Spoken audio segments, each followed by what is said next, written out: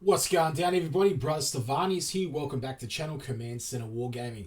So in this video, we're going to be taking a look at this new Primaris Gravis Captain. It just got released from Games Workshop, and it's actually quite interesting because we had a little bit of a tease of it a few days ago, or about a week ago actually, and we sort of got this silhouette here. And it was very interesting. I was talking to Adonis just today, and we both actually thought that this would be a named character release for the Flesh Tearers, which is interesting. Or I was thinking maybe like Blood Angels as well. But no, as it turns out, it's just a generic Gravis Captain, Primaris Gravis Captain. And yes, if you do notice, he does look suspiciously like Vigor from Ghostbusters 2. And already, I'm sure you can see the resemblance there. If you haven't seen Ghostbusters 2, it's a great movie. It's awesome. So Games Workshop, doing a little bit of a kick back to some of those classic movies there, which I find is awesome. But yeah, definitely, tell me guys in the comments, am I losing the plot, or is this guy's face modeled off Vigor? Right? Please let me know in the comments down below, because I'm just seeing everything from the eyes, from the brow, the shape of the nose, the mouth. I think the only thing that's a little bit more squared off is like the chin. I don't know if it's just painted this way or if it's a sculpt. I'd say a little bit of it would be in the sculpt. But yeah, I absolutely love it. Actually, I'm going to grab some of these, use it for my Alpha Legion commanders and stuff. So I reckon this would make a really, really cool Alfarius head as well, to be honest. But yeah, I mean, you can use this for any model. So yeah, we thought that this was going to be a Flesh Tearers named character, but it turns out that it isn't. It's just a new Primaris Gravis Captain. And look, I'll tell you right now, overall, I do like the model. I have some gripes with it, and I'll go through those gripes now with you. But I think overall, it's pretty solid. But there's a couple of things, so have a look. Oh, and I'm going to be having a chat with Adonis later, just talking about some 40k stuff, meta stuff as well. He's playing Orcs at the moment, so I'm just sort of picking his brain to see how things are going over there in the ITCs and everything. Apparently, there's going to be a bit of a meta shift coming. There's a few leaks going around as well. So it'd be interesting to catch up with Adonis and see what's happening. All right, fantastic. So the main thing is with this guy, in terms of rules, we don't have any specific rules yet. I'm gathering he's going to be the same as before. He might get an FAQ in the upcoming chapter approved. Okay, but the main thing here is that he can actually change out his chainsword with a power sword. So he doesn't only have to have a power sword anymore. He can basically change the power sword and the chainsword out, right? Which is, I think it's actually pretty fantastic on the model. One of the best things I actually like about this model the most is the fact that you can use this chainsword as, a Teeth of Terror chainsword or any other chainsword in your army for conversions. Gathered it's going to be a very expensive conversion, but still, I think it's a really epic looking chainsword. It's really broad, so it's fantastic. Yeah, so, but the main thing is here, you can see the main difference that we know about him so far is that he can now wield a chainsword or a power fist instead of his power sword. We note that he's still not mastering the shovel weapon yet, though. Here's the thing with this, right? So it says he can wield a chainsword, power sword. So he can now wield a chainsword or a power fist. So he can't have a chainsword or a power fist at the same time? That's interesting, because that's what the model's showing. So what would you have to do to his arm if you can't basically... Yeah, because the rules, Games Workshop specifically say here, or he can now wield a chainsword or a power fist. So that's saying to me that he can't run both at the same time, because the keyword is or. But who knows, it might have been a typo. Maybe I'm missing something, I don't know. But, it just seems a little bit off to me. I mean, I think maybe it was a typo.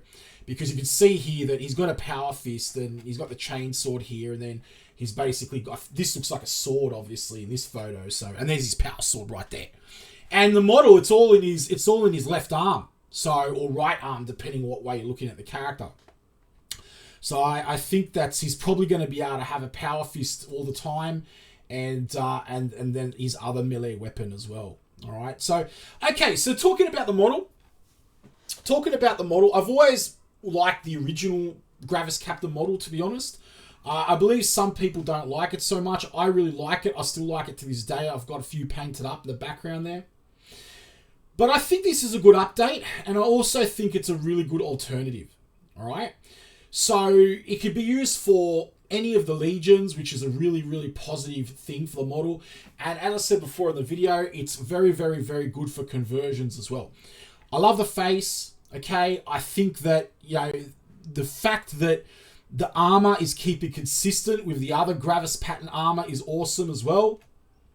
And overall, I just really like the Gravis pattern armor itself, like the actual aesthetic and the shape of it. I like the bulkiness of it. It's kind of Primaris Terminator armor, I guess, isn't it? The thing is, though, now this is where I'm going to get a little bit gripey with it. I just feel that there are a few things off. The first thing that sticks out to me about this being off is the pose. Right, so I'll just see if I can just zoom out a little bit on this so we can get a bigger picture of the complete pose so everybody can see it. All right, now, my issue is, I think, with the leg. With this leg here, right? So, he's on his tactical rock, which, I'm not a fan of. I'm a bit sick of the tactical rocks. But, GW just going to do tactical rocks. There's not much you can do about this at this point. There's been a swathe of feedback, knock out the tactical rocks. We're sick of tactical rocks, but they just keep doing it. Okay, so I don't think we're going to be able to change it. They seem set within their ways. However, the leg pose here, the position. My gripe is with the pose. The top here of the model, the pose here is really good. It's kind of like masculine, all right? It's aggressive and it's staunch. And then you've got, the fist coming out, the power fist coming out. He's pointing his bolter, but it does look a little bit fisty bump, right? But I can forgive that. It looks a little bit fisty bump here and there, like he's going to give someone a fisty bump. But look, I can forgive that. It's not a massive deal. You can always, elevate the arm up and down and such. But it's this leg, because what's happening is here, I feel as though the top half of the model is very, very, very aggressive and masculine, and the bottom half of the model, I feel just isn't quite right. And it's this leg, because you can see here that the leg is kind of inset towards his lower abdomen. Kind of like, when you see a model or something doing a photo shoot and she brings her knee into her other leg, like that sort of like an S pose or whatever. And I just feel as though it's off, and it looks off balance as well. And it looks submissive a little bit. It makes him look weaker, I feel. I would have had it so that the leg is actually just standing upright, like full on hero pose. I think the leg should have just been, 90 degrees up on the rock. Keep it all the same, but just keep his legs straight, not inset in on a decline. Just keep it straight, Have his leg coming across and then straight down and up. Have that sharp 90-degree angle. It would have projected a lot more authority into this character. And being a captain, I think that, it's very important, right? Okay. And then once again, look, everybody, not that I have a problem with feminine features, being introduced into things. Okay. But, it is kind of like a mismatch here. If you're going to do something, if you're going to soften something up, then soften it up all around. It's just the vibe I'm getting from it. Let me know in the comments down below what you think. What I will do, look, I think I am going to get this model. I think I will get it, but I'm going to do some conversion. I'm going to get some green stuff. I'm actually going to twist this leg around myself and fix it up a little bit myself, to be honest, but that's just me. The Iron Halo looks good. I like it. It's large. It's exaggerated, but it works. And it follows the original consistency of the original Gravis Captain, but it adds more flair. And I really like it. I think it's fantastic. The servo skulls, once again, I think this is a little bit overdone. I have to think to myself, why? Why are these here? You know, hopefully he has something in the rules which is going to help to explain this detail in the model away. But we'll just have to wait and see.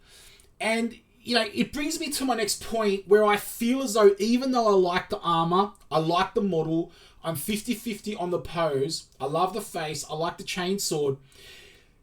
The problem I'm getting from this is that I'm seeing all this extra busyness and detail that doesn't have to be there, and it just looks like it's just been shoehorned in.